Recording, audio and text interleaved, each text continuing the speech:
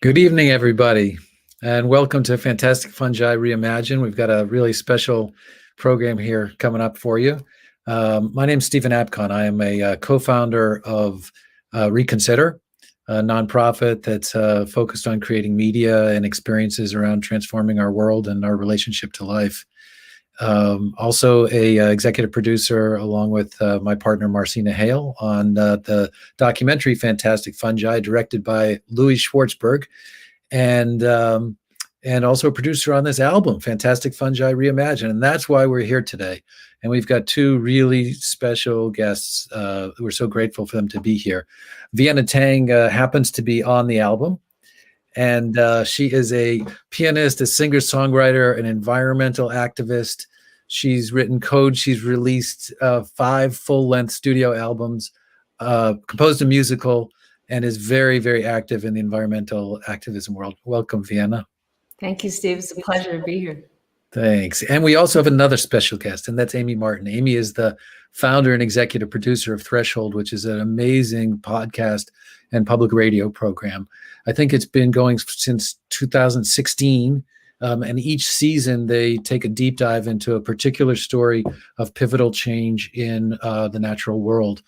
It's earned some of the highest honors in journalism, a Peabody Award, an Edgar R. Murrow Award, has been featured in so many places, and each season has been better than the last. And in 2020, Amy also launched a new series, Threshold Conversations, which features interviews with environmental thought leaders, including J. Drew Lenham, Peggy Shepard, Bill McKibben, and many others. And we're so grateful, Amy, to have you here too. Well, it's my honor and pleasure to be here. Thanks. Thanks.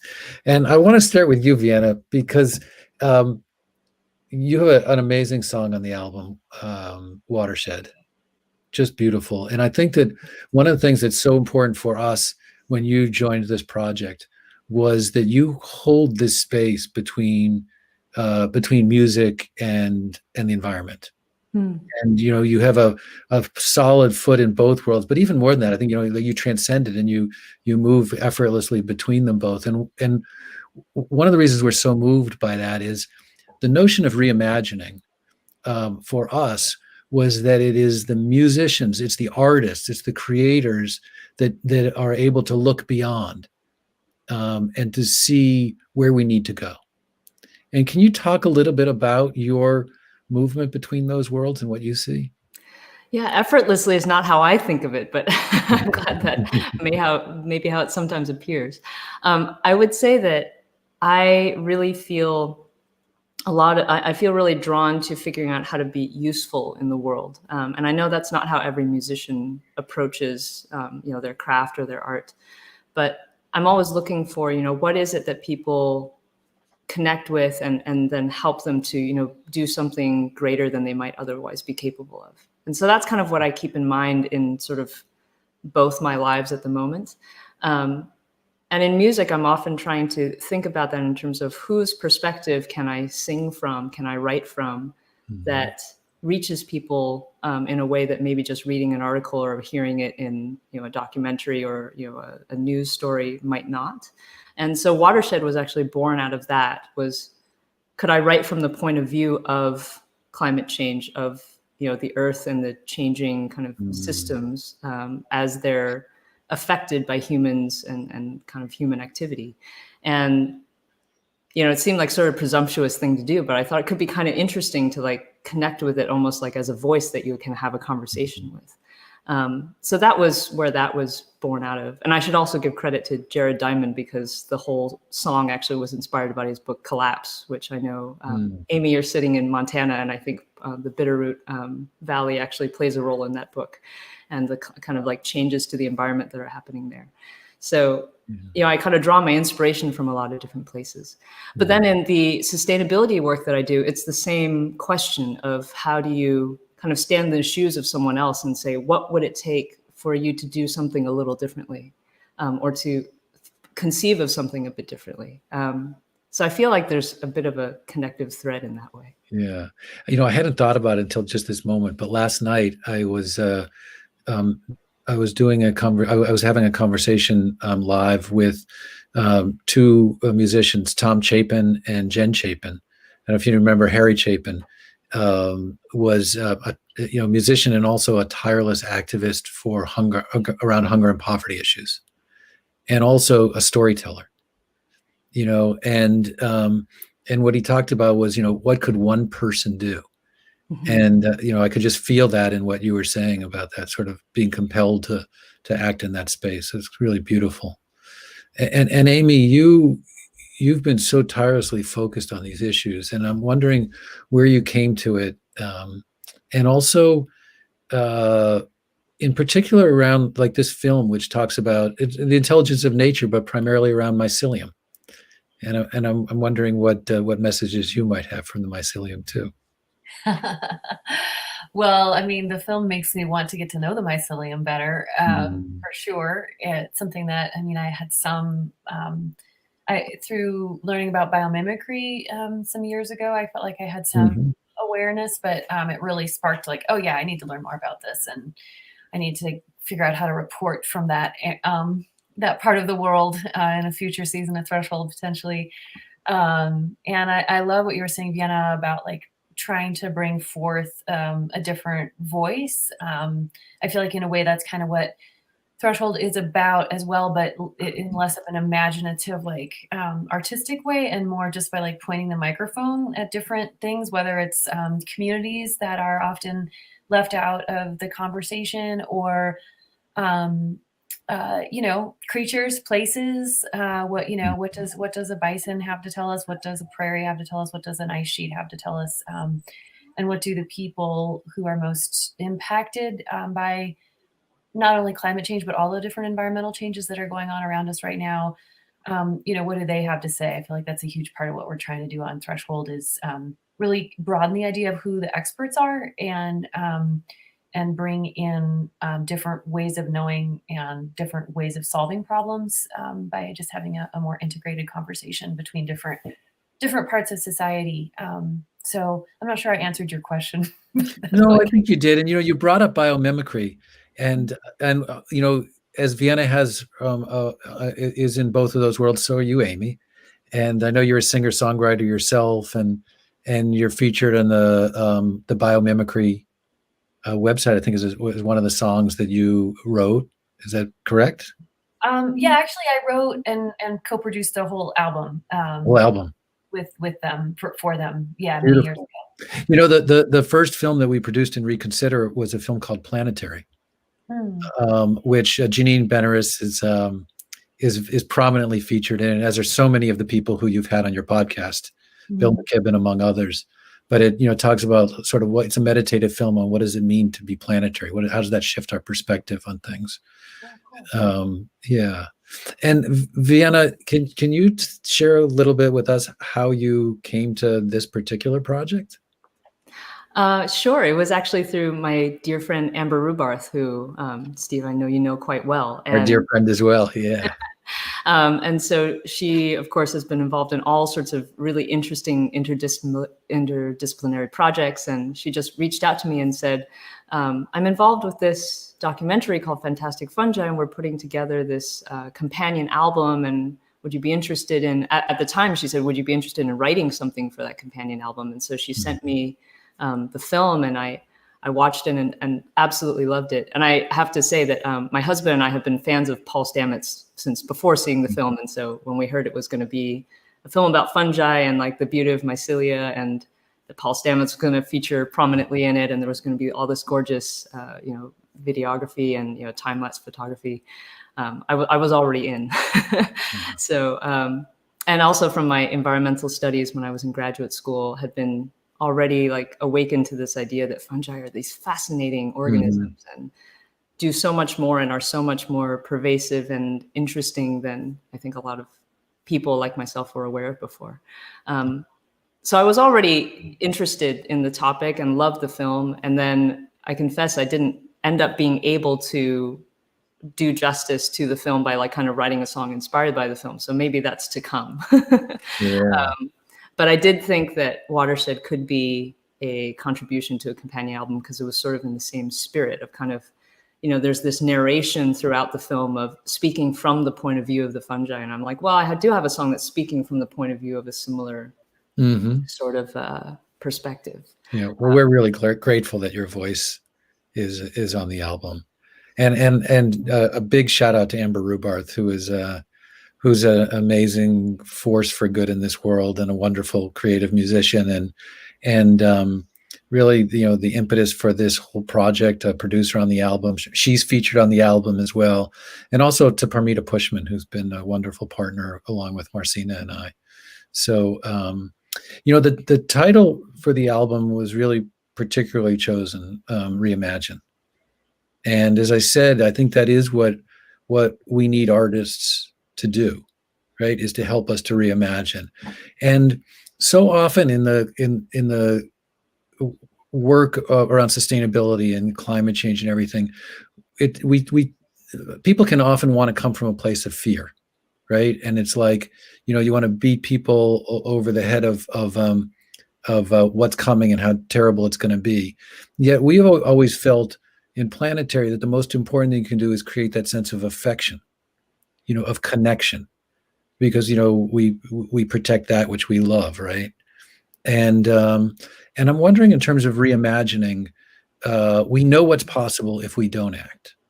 But what do each of you sort of reimagine in terms of what's possible if we reconnect in a different way? I could give a shot at it. I could say thanks that I have to Fantastic Fungi, the film, is that we were having conversations recently in the nonprofit that I work for, and we were thinking about like, could we choose a new logo, a new kind of mascot or something like that. And then it sort of devolved into this conversation about like, well, for each of us personally, what is our spirit animal? And I said, well, I don't know if I have a spirit animal, but if I had a spirit organism, maybe I would choose a fungus. That's cool. And because the reason, and everybody thought, oh, that's really weird. But I said, no, let me explain, because I think one of the things that I've learned from having a music life and a programmer life and a sustainability advocate life is I really am trying to just kind of connect all the different ecosystems together and to kind of exchange nutrients and like exchange ideas and figure out like how do we kind of create something bigger and more vibrant and more beautiful by kind of bringing all these together. And so that's the role that I want to play. And so that's kind of how I think about it. And so maybe to answer your question, I do think that the world that I imagine is one, like you said, I love what you said, that affection is really what kind of activates the best in us. When we know that there's something precious to us that we want to protect, something that we relate to, that we have, that we are in relationship with. And that's what I would like to do more of, is building these relationships that build that affection. And so you feel like, I understand this person on, the other side of a political spectrum. I understand this natural world that I'm so connected to. And like, I want all of us to be part of something better. And like, so let's see what we can do. Yeah, that's beautiful. And how about you, Amy? Well, it's an interesting question for me right now, because we're just getting ready to start working on some new projects in 2021. And really your question gets to the heart of what I think we are grappling with at Threshold and what I want us to do on the show. And I guess for me, maybe it's because I am coming from a journalism place right now instead of my like a musician place.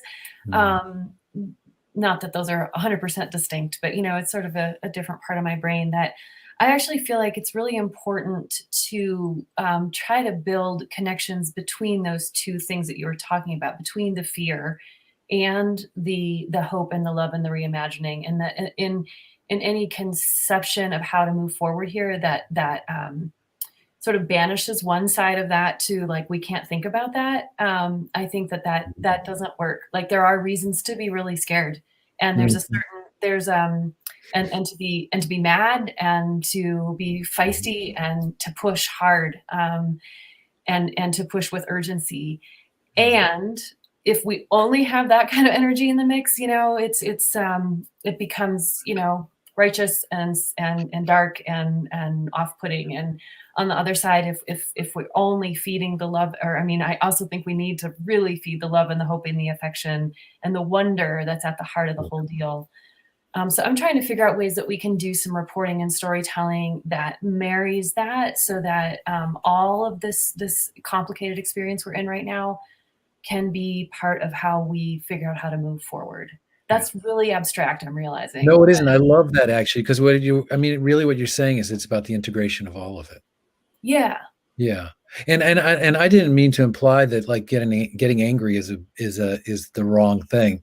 Yeah. It's more just getting stuck in the like using fear to motivate somebody, because I think it's so overwhelming that, I was having a conversation a while back with two environmentalists. They happened to both be clergy members, and they had been on a panel, and one was taking the position that we had passed the point of no return.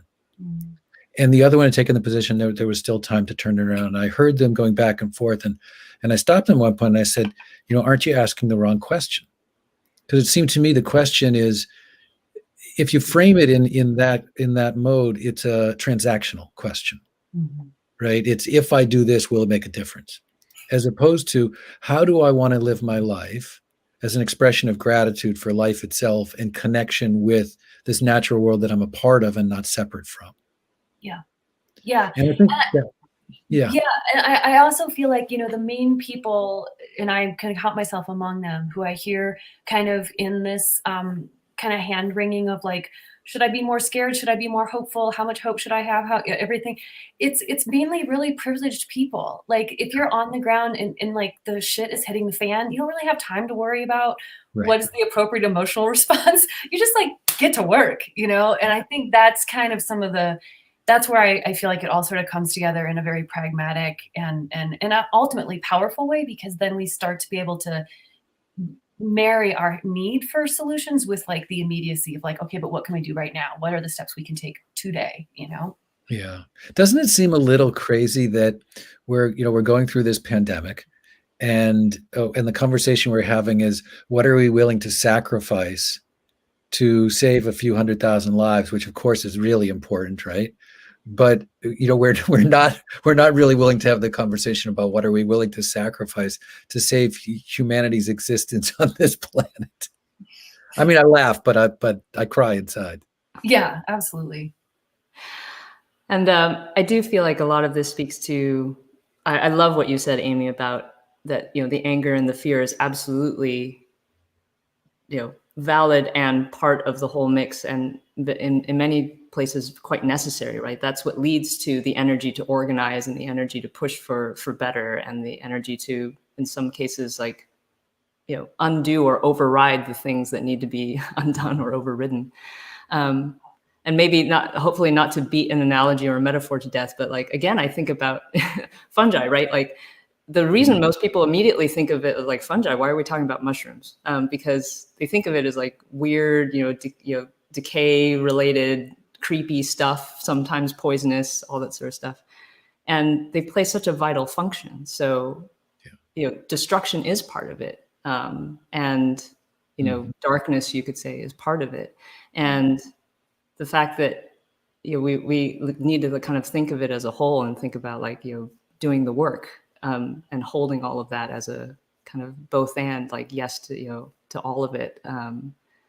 That's kind of what I've been trying to internalize and think about these days. And it brings me back to like, well, just get up each morning and do the work. And despair is sort of a temporary thing that I indulge in sometimes, but it just comes down to like, what am I going to do today? And who am I going to talk to today? What am I going to think about in terms of what direction I take to contribute to some chance of this getting to a good place.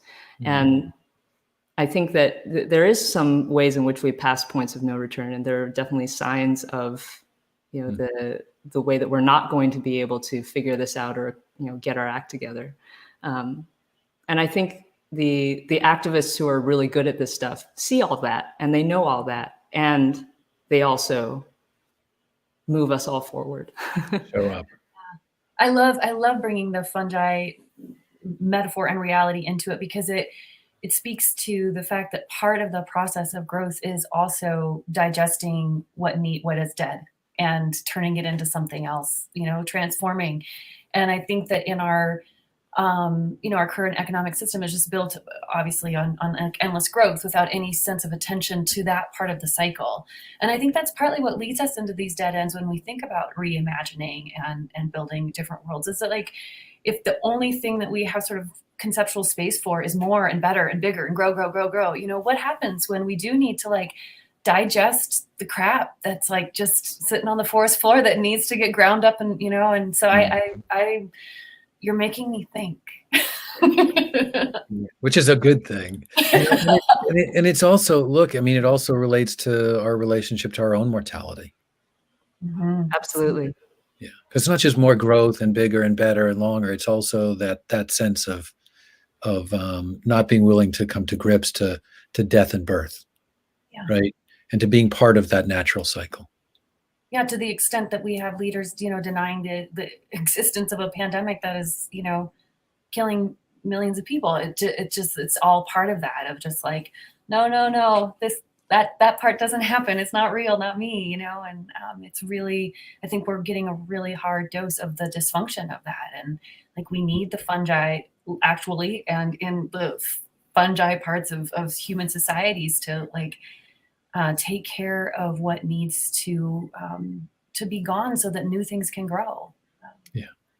Yeah, you can't help but see Suzanne Simard talking about the mother tree in the film, or her work in her TED Talks or YouTube videos, and be amazed at the extraordinary intelligence of the mycelium and the whole ecosystem, and I mean, it takes you back to biomimicry. And understanding the intelligence of the natural world, and not seeing ourselves separate from that or superior to that in some way. It was just with a Lakota elder, a good friend of ours, who happened to also be in Planetary. Tiokasin goes to us. I was with him today, and he was talking about community. And we started to list out all of the different members of the community. And, and he stopped at one point and he said, in Lakota, there isn't a word for community, but the way that we envision community, it includes the trees, it includes the soil, it includes all beings, it includes the earth, so that sense of community and being in communion with, there's a whole different conception of it that's not just, human centric. Yeah. I do feel like that's our next horizon, right? Mm-hmm. I will say that for myself, I sometimes have a moment of feeling skeptical of like over romanticizing the natural world, because there's a lot of brutality to it, right? There's a lot of pretty intense things that fungi and other organisms do to each other. And I think part of what human beings, we're trying to figure out is like, well, what parts of that do we want to imitate and take inspiration from? And what do we feel like we have the opportunity, like you said, with the Lakota elder, to kind of take the bigger picture and say, like, how can we be wiser, kinder than kind of like the first notion of how to handle something? So I think it is like, we are part of nature, and yet we're also trying to figure out, like, since we kind of like hold the whole, we are capable of holding the whole picture in our heads. What do we do with that? Yeah. And what does that call us to? What standard does that hold us to? Yeah. Beautiful. There's something about music that takes us, that's sublingual, that takes us beyond the words, even if there's lyrics in it, right? The music transcends all of that. And before we continue the conversation, I would love to ask you, Vienna, whether you'd be open to sharing some music with us right now. Sure. Let me see what I can do here. So this is not Watershed, the song on the Reimagine album, but it is one that maybe speaks to some of what we've been talking about. It's called The Last Snowfall.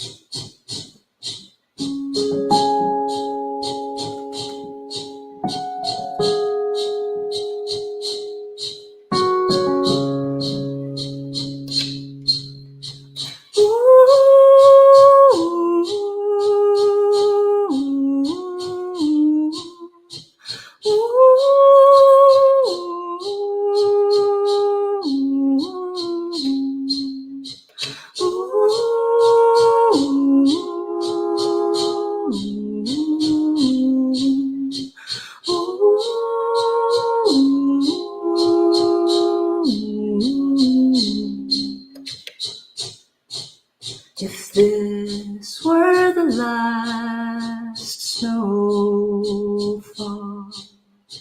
no more halos on evergreens. If this were my last glimpse of winter, what would these eyes see?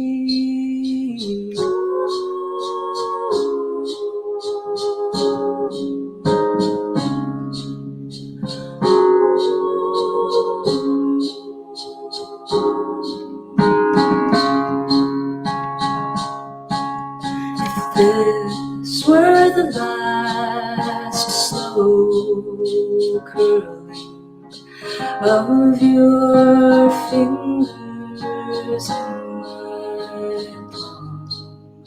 If this were the last I felt you breathing, how would I carry on?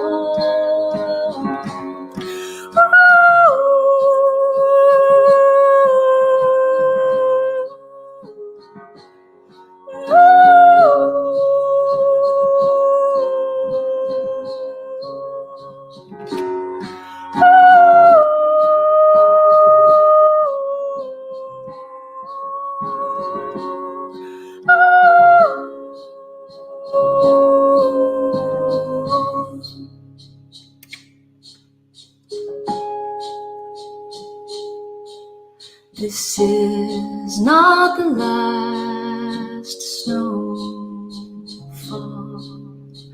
not our last embrace. But if I were that kind of grateful, what would I try to say?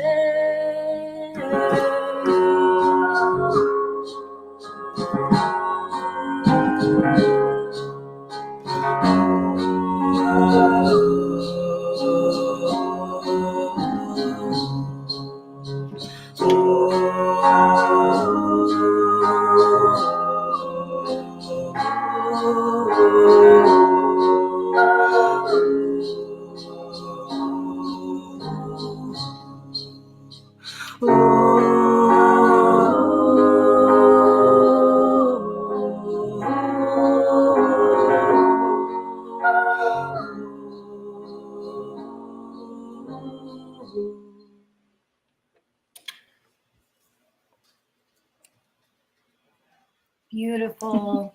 So beautiful. Thank you.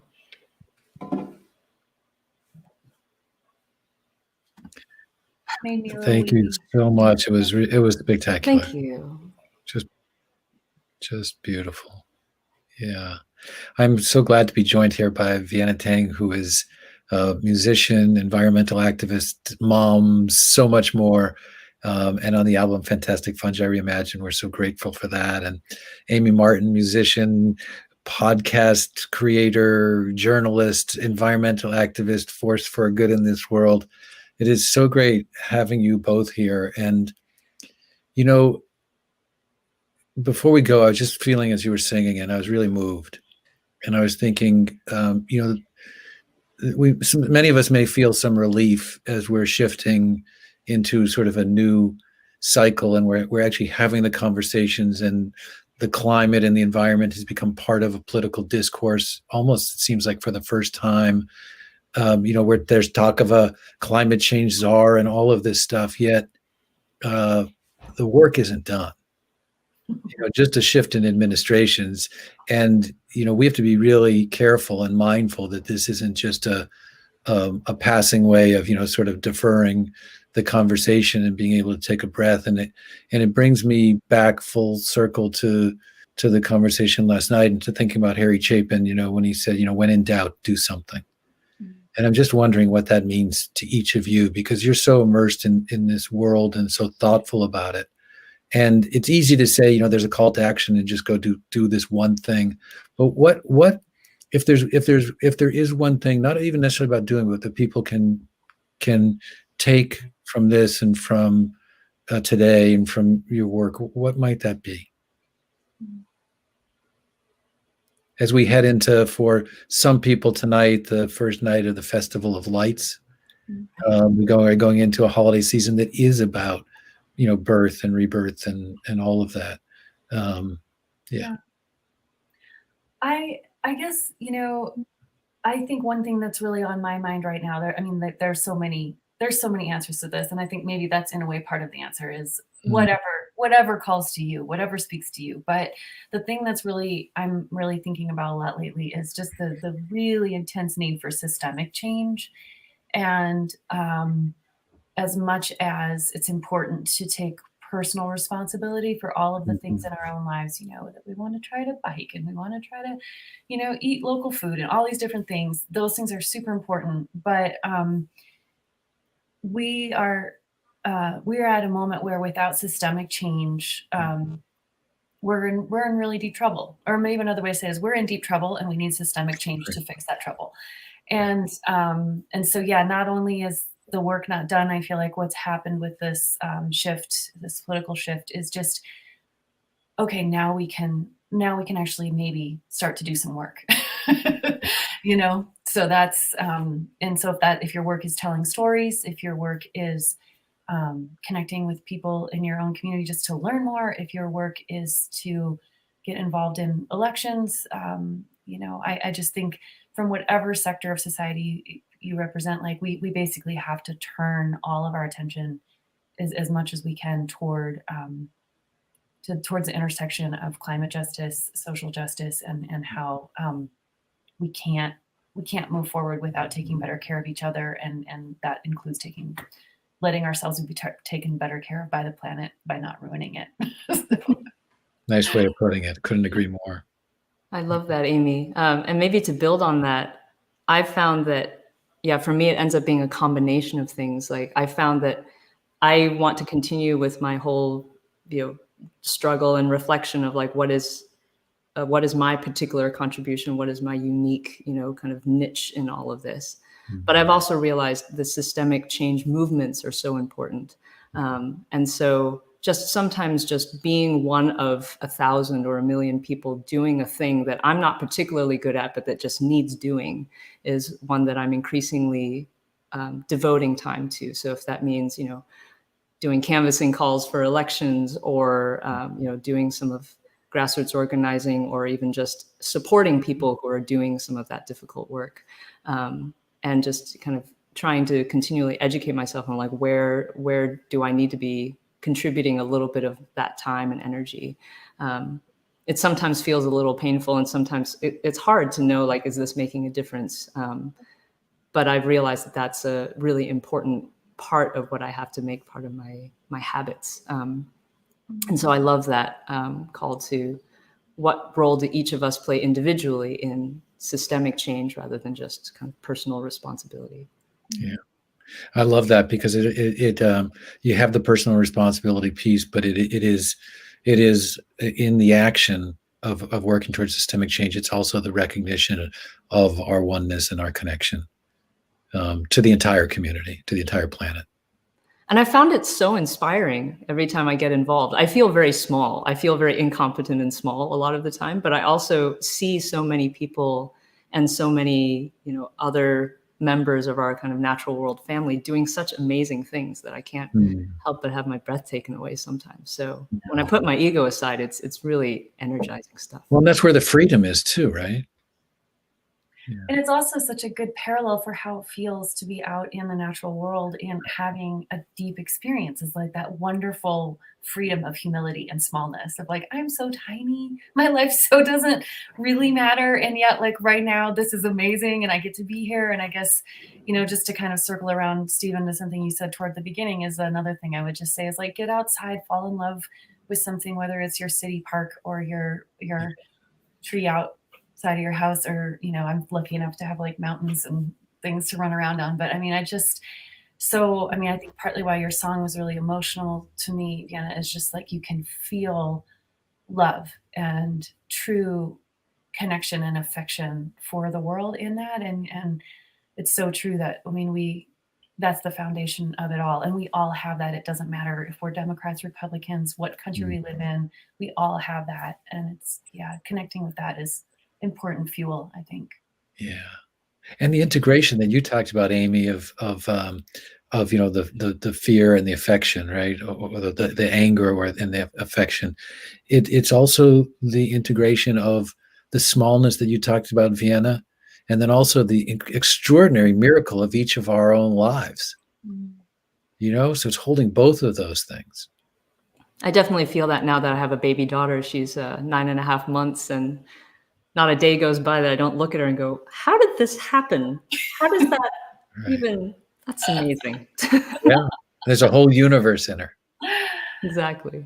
Yeah, we could go on and on. I am so grateful for both of you for taking the time today and for joining me in this conversation, for everything that you do. Please go check out Threshold. Can't wait to see what you do this season, Amy. Your work is so important, so valuable. Vienna, for all that you do and your music and your activism. So grateful to all of it. Thank you both for being here. Thank you, Steve.